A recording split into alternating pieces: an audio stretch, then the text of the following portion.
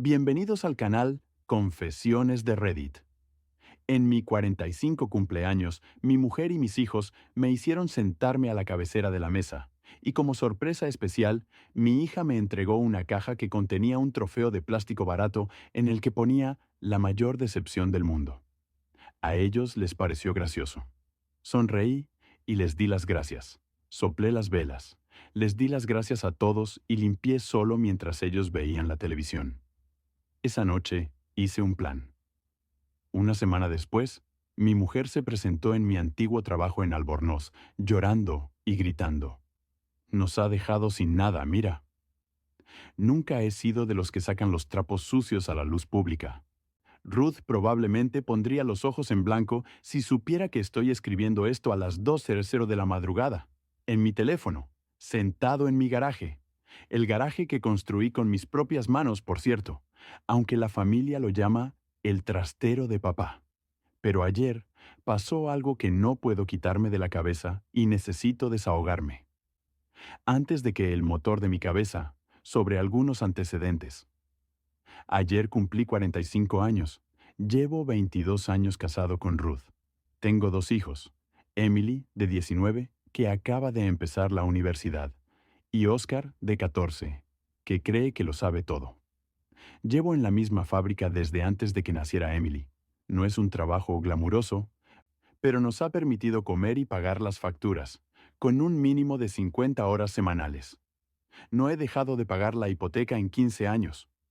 Últimamente, en la fábrica se habla de despidos. Todo el mundo anda como pisando huevos. El mes pasado despidieron a 3 compañeros de mi línea. La dirección no deja de hablar de reestructuración, como si eso fuera a hacernos sentir mejor. Mi presión arterial se ha disparado. Ruth no deja de decir que deberíamos reducir gastos, pero al mismo tiempo está pensando en reformar la cocina. ¿Tiene eso sentido? Ayer fue mi cumpleaños. Normalmente no es nada especial, quizá una tarta comprada en la tienda, una tarjeta de los niños si se acuerdan. Pero este año Ruth me envió un mensaje al trabajo. Asegúrate de estar en casa a las 6. Hay una cena especial por tu cumpleaños. Admito que algo en mi pecho se aligeró un poco. Pensé que tal vez finalmente se habían dado cuenta. Los últimos 2 años han sido difíciles.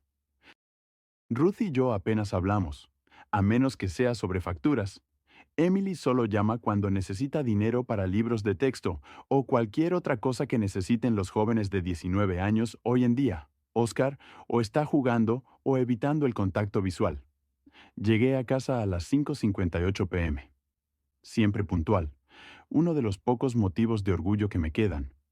Me duché para quitarme la suciedad de la fábrica y me puse la única camisa decente que tengo. Una azul oscuro que Ruth me compró hace 3 Navidades. Bajé con una estúpida chispa de esperanza. La mesa del comedor estaba puesta, no con platos de papel, sino con la vajilla buena, la que solo se saca cuando viene la hermana de Ruth. Había velas encendidas y un pastel casero. Por un segundo, solo un segundo, sentí que quizá yo importaba. Ruth señaló la cabecera de la mesa con un exagerado movimiento de brazo. Emily estaba grabando con su teléfono. Primera señal de alarma. Pero la ignoré. Oscar tenía una sonrisa extraña. Todos cantaron el cumpleaños feliz. Pero algo no encajaba. La forma en que intercambiaban miradas. Lo que pasa con las expectativas es que son decepciones preempaquetadas, esperando a ser desenvueltas. Después de cantar, Emily me entrega una caja envuelta, del tamaño de una taza de café, envuelta en un papel azul brillante con un lazo de verdad. Recuerdo que pensé, maldita sea, realmente se han esforzado. La abro lentamente. Ruth siempre se quejaba de que abría los regalos como un salvaje. Y dentro hay un trofeo de plástico, de color dorado, de unos 15 centímetros de alto, de los que se compran en una tienda de todo a 1 euro. Le doy la vuelta y leo el grabado. World's Hash 1. Por un segundo, la decepción me paraliza, pero entonces todos se echan a reír. Emily se acercó con la cámara de su teléfono y me hizo un primer plano a la cara. Me dijo que le dijera a papá que diera un discurso de agradecimiento. Ruth estaba prácticamente llorando de risa y decía, Lo vimos y supimos que tenía tu nombre. Oscar chocó los 5 con su hermana. 22 años de semanas de 60 horas, 22 años de viajes de pesca perdidos para poder hacer turnos extra, 22 años conduciendo coches con más de 320,000 kilómetros para que pudieran tener teléfonos y ordenadores nuevos, y todo lo demás, y esta era mi recompensa, un trofeo. Llamándome decepción mientras mi hija grababa mi reacción. Para cualquier plataforma de redes sociales que usen los adolescentes, mi cara hizo lo que aprendió a hacer hace años, sonreír sin sentirlo. Mi garganta se cerró como si alguien hubiera vertido cemento rápido y seco en ella. Pero asentí, di las gracias e incluso lo levanté como si estuviera en una entrega de premios. La tarta era comprada, después de todo, de chocolate con glaseado de vainilla. Apagué las velas, solo 4, no 45, porque ¿quién tiene tiempo para eso? E hice un deseo del que no me siento orgullosa. Ruth sirvió tarta a todo el mundo. Comimos y ellos hablaron de un reality show que les obsesiona a todos. Asentí con la cabeza en los momentos oportunos. El trofeo estaba junto a mi plato, reflejando la luz de las velas. Esa palabra, decepción, destellando cada vez que movía la cabeza. Cuando terminó la cena, todos se trasladaron al salón. Yo recogí la mesa, lavé los platos y envolví las sobras de pastel. Durante todo ese tiempo, podía oírlos reír desde la otra habitación. En un momento dado, Emily dijo algo sobre su cara cuando lo leyó, y hubo más risas. Puse el trofeo en la repisa de la chimenea. Parecía que eso era lo que querían. Luego fui al garaje. Me senté en mi Silverado del 89, que Ruth lleva años rogándome que venda. Y me quedé allí sentado mirando la pared de tablero perforado, con todas mis herramientas colgadas en su sitio, el único espacio de esta casa que todavía es mío. A las 11:43 de la noche, mi teléfono vibró con una notificación de Instagram. Emily me había etiquetado en una publicación. No uso mucho Instagram, pero tengo una cuenta para estar al tanto de los niños. Era un vídeo de mi reacción al trofeo. Había añadido una canción de fondo. Algo con letras sobre perdedores o fracasados, no sé. La leyenda decía, el gran momento de papá. Papá fracasa. Trofeo de la decepción. Cumpleaños fallido. Ya tenía 812 me gusta. Apagué el teléfono, lo volví a encender y revisé nuestras cuentas bancarias. La cuenta conjunta tenía $4,387 con 21 centavos. La cuenta de ahorros tenía $11,244 con 65 centavos. El fondo de emergencia de Ruth, al que se supone que no debo tocar, pero que aún así tiene alrededor de $5,000. He pasado la mayor parte de la noche haciendo una lista. Cosas que poseo directamente. Cuentas solo a mi nombre. Personas que aún podrían respetarme. Lugares donde podría empezar de nuevo. Lo que estoy legalmente obligado a proporcionar frente a lo que he estado proporcionando. Son las 3:00 am. He estado aquí sentado redactando correos electrónicos para mí mismo, haciendo llamadas que haré mañana, planificando cada paso. Un hombre solo puede ser una decepción si sigue buscando la aprobación de aquellos que han decidido negársela. He estado tratando de llenar un cubo con un agujero en el fondo durante demasiados años. Mañana voy a llamar para decir que estoy enfermo. Por primera vez en 3 años, mientras todos están fuera de casa, voy a empezar a poner las cosas en marcha. He sido su cajero automático, su manitas, su saco de boxeo emocional durante demasiado tiempo. Ese trofeo de plástico barato fue el mensaje más claro que me han enviado nunca. Aquí no importas. Mensaje recibido. Eso es todo por ahora. Vernon, fuera. Actualización 1. Gracias por todo el apoyo en mi última publicación. Actualmente estoy escribiendo esto desde mi nueva casa. Responderemos a las preguntas al final. En primer lugar, al usuario de Reddit que me envió un mensaje directo diciendo que debería ser más hombre y comunicarme mejor, amigo mío, no se apaga el fuego de un motor con una pistola de agua. Algunas cosas son irreparables. 22 años intentando hablarlo Me han llevado exactamente a donde estoy, sosteniendo un trofeo de plástico que dice, soy una decepción. Así que, así fue la semana después de mi cumpleaños. Abróchense los cinturones. Esa mañana después de mi cumpleaños, el martes a las 6:00 am. Llamé para decir que estaba enfermo por primera vez en mucho tiempo. El jefe de turno me preguntó si me estaba muriendo. Humor negro. Pero me pareció acertado. Esperé hasta las 8:00 am, cuando Ruth se fue de compras con su hermana. Emily estaba en la universidad y Oscar tomó el autobús para ir al colegio. Entonces, comencé la operación para recuperar mi vida. Mira, soy un tipo metódico. Mi caja de herramientas tiene recortes de espuma para cada llave. Todo tiene su lugar. Así que afronté esto de la misma manera que reconstruiría una transmisión. Identificar el problema, reunir las herramientas adecuadas, desmontarlo pieza por pieza y reconstruir algo que realmente funcione. La primera parada fue nuestra oficina en casa. Ruth mantiene el archivador organizado a su manera, lo que significa que pasé 45 minutos rebuscando entre carpetas etiquetadas con cosas útiles como importante y cosas. Lo que encontré convirtió mi lenta ira en un incendio de 5 alarmas. 3 extractos de tarjetas de crédito que nunca había visto antes, con un saldo combinado de $34,622 y pico.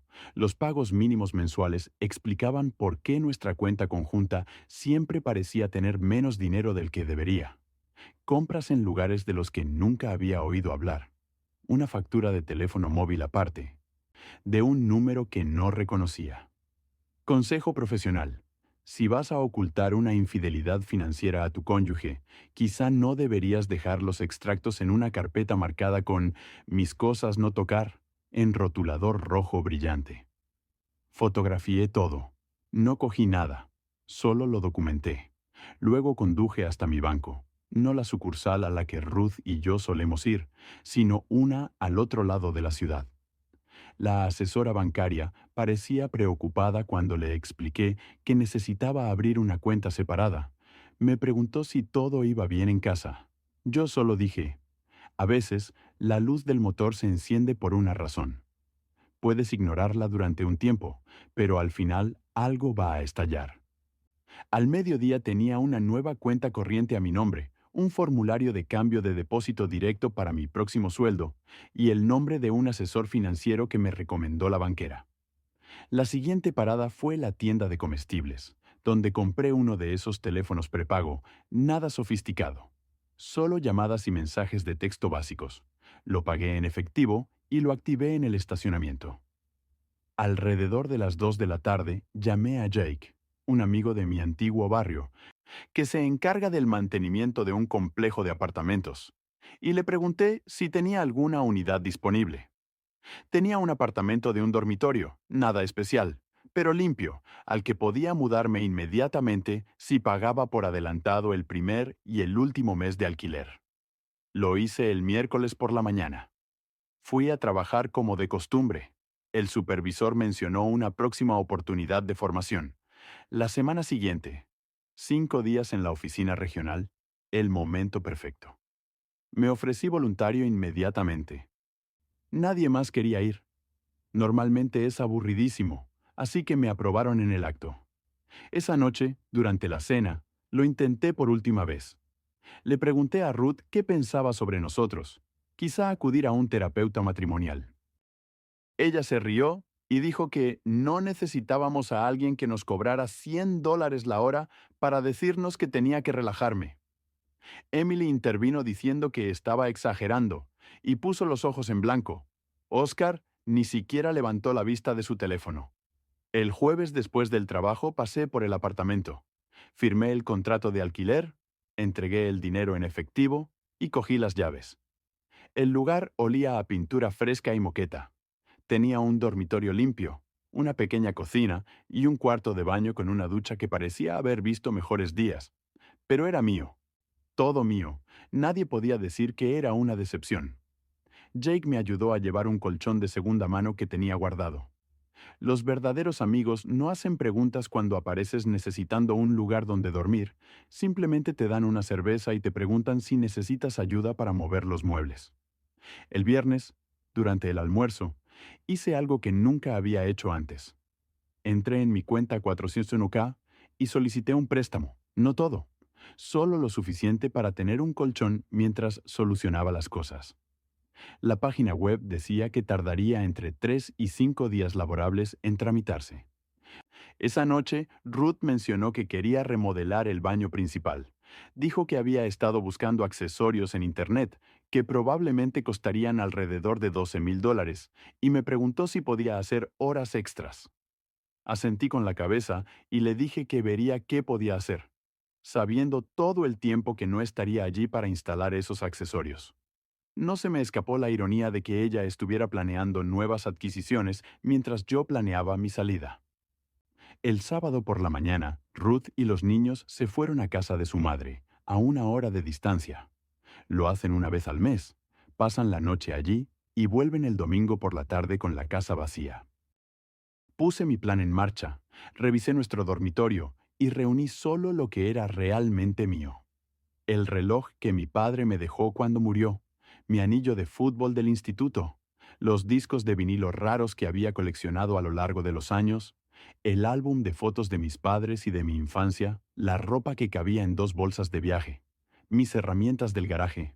Lo único que no iba a dejar atrás, en el despacho, hice copias de las declaraciones de la renta de los últimos 7 años, extractos de la hipoteca, pólizas de seguro, certificados de nacimiento y licencia de matrimonio, extractos bancarios que mostraban mis aportaciones, una hoja de cálculo que había creado, en la que documentaba todas las compras importantes que había hecho. Para la familia dejé todos los originales. No se trataba de robar documentos, solo de protegerme a mí mismo a media tarde. Mi pequeño apartamento había pasado de estar vacío a estar escaso, pero funcional el colchón en el suelo, una mesa plegable con una silla, mis herramientas organizadas a lo largo de una pared. No era precisamente el escenario de Better Homes and Gardens, pero no tenía por qué ser permanente.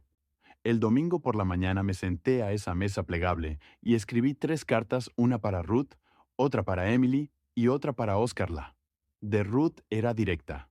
Le explicaba que me marchaba, que no me opondría al divorcio si ella lo quería, que había encontrado sus tarjetas de crédito ocultas, que 22 años de ser tratado como un cajero automático, en una broma, finalmente habían agotado mis recursos, que seguiría manteniendo a Oscar, porque aún era menor de edad, pero que ya no financiaría el estilo de vida de nadie más.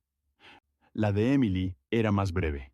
Le dije que los adultos afrontan las consecuencias de cómo tratan a las personas, que grabar la humillación de alguien para conseguir me gusta en las redes sociales no es una broma, es crueldad, que siempre la querría, pero que ya no estaría disponible como fondo de emergencia, que cuando estuviera lista para tener una relación basada en el respeto mutuo, mi puerta estaría abierta. La de Oscar fue la más difícil de escribir. Tiene 14 años y todavía está descubriendo quién es. Le dije que no lo estaba abandonando, que seguiría siendo su padre, que podía llamarme a mi nuevo teléfono en cualquier momento, que no era culpa suya, pero que ya tenía edad suficiente para entender que la forma en que tratamos a las personas es importante. Incluí mi nueva dirección y le dije que siempre tendría un lugar conmigo si lo necesitaba.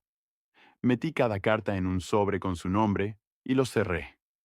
El domingo por la noche volvieron de casa de la abuela. Oscar mencionó que su ordenador para juegos no funcionaba bien y me pidió que le echara un vistazo al día siguiente. Le dije que lo haría, aunque sabía que no sería así. Emily habló de que necesitaba dinero para un evento en el campus. Ruth se quejó de la cocina de su madre. Lo normal un domingo por la noche. Después de que todos se acostaran, dejé los 3 sobres en la mesa de la cocina apoyados contra ese maldito trofeo, que había quitado de la repisa de la chimenea. Simbólico, sí, quizá un poco exagerado, pero a veces hay que dejar las cosas claras. Di un último paseo por la casa que había pagado. Pasé la mano por la mesa del comedor, donde habían reído. Miré las fotos familiares en la pared, caras sonrientes que no se correspondían con la realidad en la que había estado viviendo. El garaje. Me aseguré de que todas las herramientas estuvieran en su sitio antes de cogerlas una a una y guardarlas en mi vieja caja de herramientas. A las 2 de la madrugada, cargué mis últimas pertenencias en la camioneta. Las luces del detector de movimiento del vecino se encendieron cuando salí marcha atrás del camino de entrada. Por un instante, pensé en todas las tardes de domingo que había pasado ayudando a ese mismo vecino a instalar esas luces, arreglar su cortacésped y arrancar su coche en invierno. Es curioso cómo funciona la vida. El lunes por la mañana, conduje directamente a la oficina, donde se suponía que se iba a celebrar mi formación. Llamé a mi supervisor y le dije que, después de todo, no asistiría a la formación y que, de hecho, no volvería. Se mostró sorprendido y me preguntó si todo iba bien. Le dije que, por primera vez en años, estaba mejor que bien. Luego apagué mi teléfono habitual. Activé el nuevo. Envié un mensaje de texto a mi amigo Jake para hacerle saber que la misión estaba completa y publiqué una breve actualización en una cuenta privada de redes sociales que había creado y que nadie de mi familia conocía. A las 9:00 de la mañana estaba sentado en el aparcamiento de mi nuevo lugar de trabajo, una empresa competidora que llevaba meses intentando contratarme. La responsable de recursos humanos se sorprendió al verme en persona, en lugar de recibir nuestra llamada telefónica programada. Le expliqué que las circunstancias habían cambiado y ella sonrió y dijo que podían acelerar mi papeleo. Alrededor del mediodía, recibí una llamada de una compañera de mi antiguo trabajo. Ruth había aparecido buscándome. Llevaba una bata de baño y lloraba, gritando que los había dejado sin nada. Los de seguridad tuvieron que acompañarla fuera. Nada, ¿eh? Interesante elección de palabras, viniendo de alguien que tiene una casa, con 15 años de capital acumulado, 2 coches pagados por mí y un montón de tarjetas de crédito que ella creía que yo no conocía.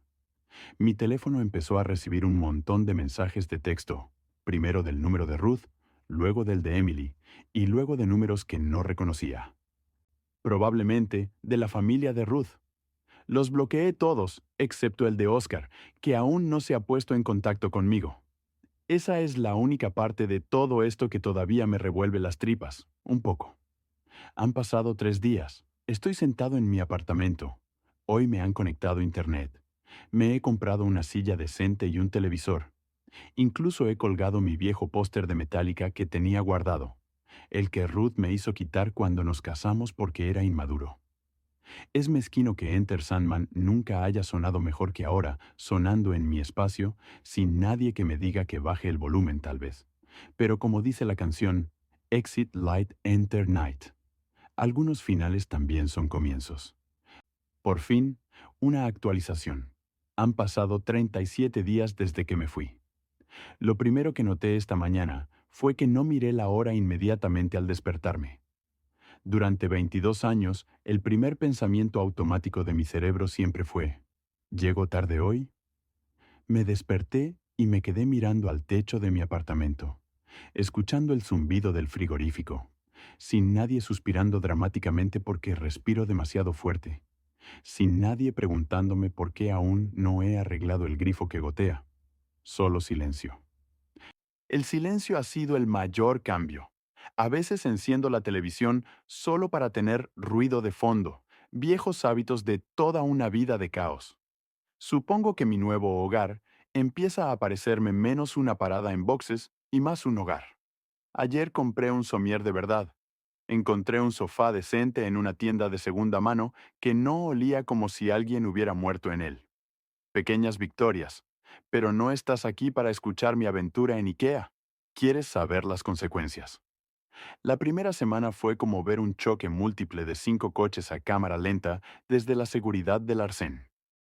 Ruth llamó a mi nuevo teléfono 87 veces en las primeras 48 horas. Las conté, no contesté ni una sola vez. El buzón de voz empezó con gritos, luego llantos, luego negociaciones, luego amenazas. Las etapas clásicas del duelo. Excepto que nadie murió. Solo su cajero automático se fue.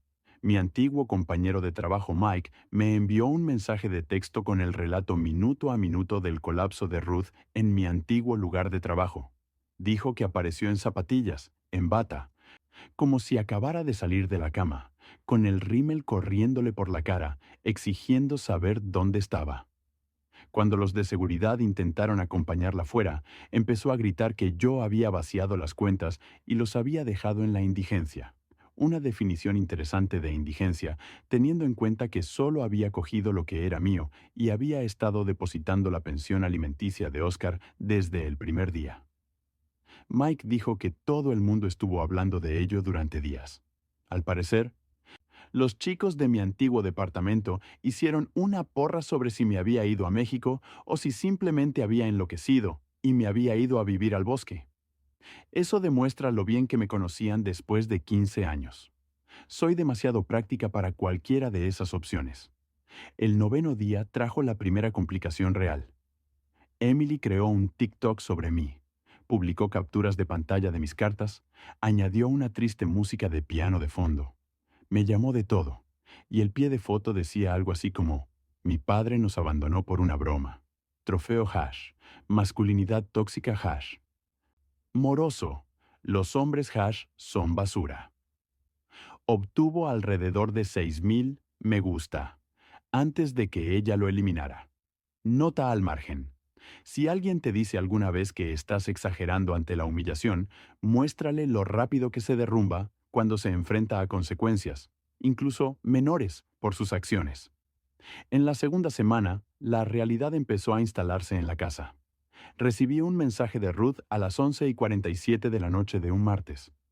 El pago de la hipoteca ha sido rechazado.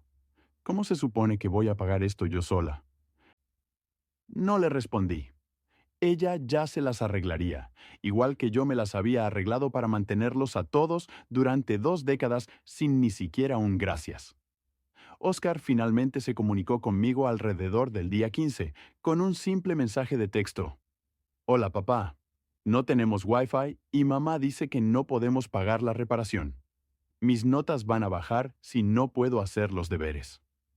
Fue la primera grieta en mi armadura. Le envié dinero para la factura de Internet directamente al proveedor y le dije que había configurado pagos automáticos para las necesidades de los niños. Internet para la escuela no es negociable. Me respondió con un emoji de pulgar hacia arriba y 5 minutos después, mamá ha estado llorando mucho. Me senté en mi camioneta, mirando fijamente esas 4 palabras durante mucho tiempo. El motor de la rabia que me había estado impulsando comenzó a petardear un poco.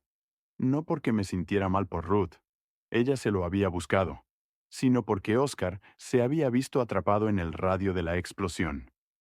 Le respondí, siento que tengas que lidiar con eso, no es tu responsabilidad.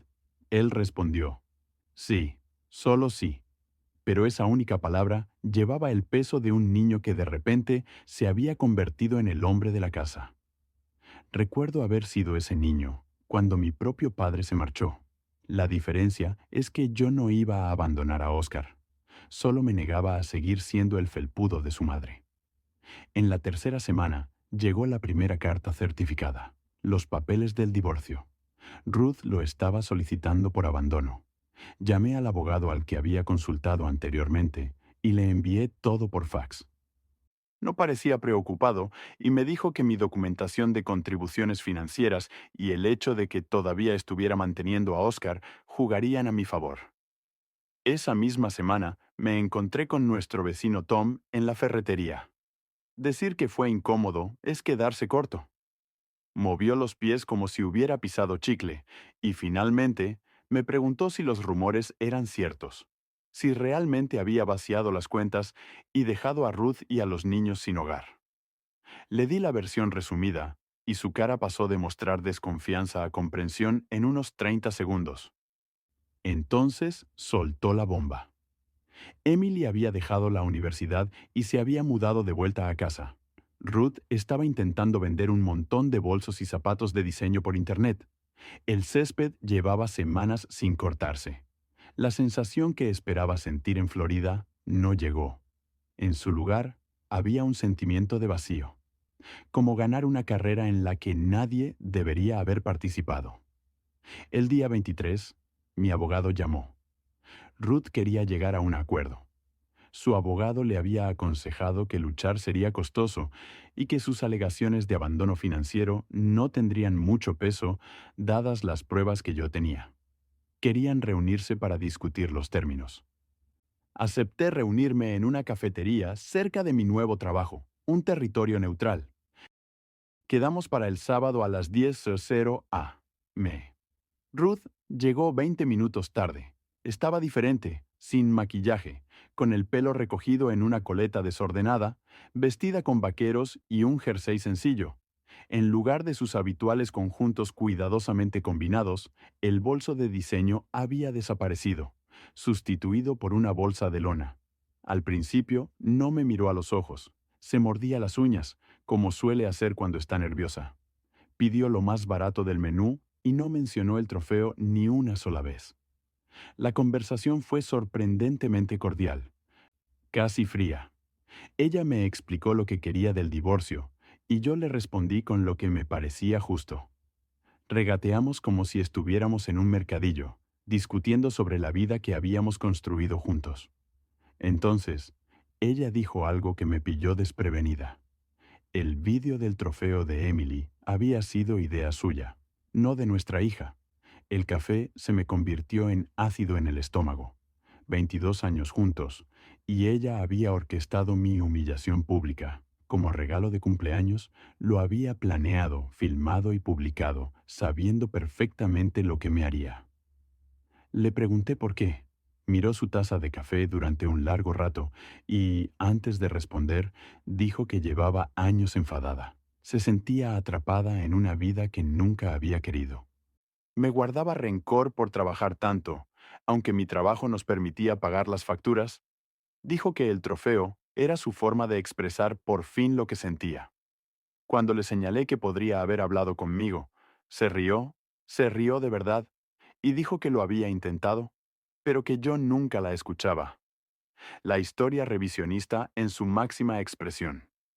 Su forma de hablar siempre había sido sarcástica, comentarios y gestos con los ojos, nunca una conversación real.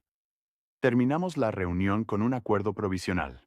Yo mantendría mi plan de pensiones en el camión, ella se quedaría con la casa, pero la refinanciaría para eliminar mi nombre, dividiríamos los activos restantes y yo seguiría manteniendo a Oscar directamente. Cuando me levanté para irme, me preguntó si eso era realmente lo que quería, si era realmente más feliz viviendo solo, en un apartamento barato, que con mi familia. Le dije la verdad.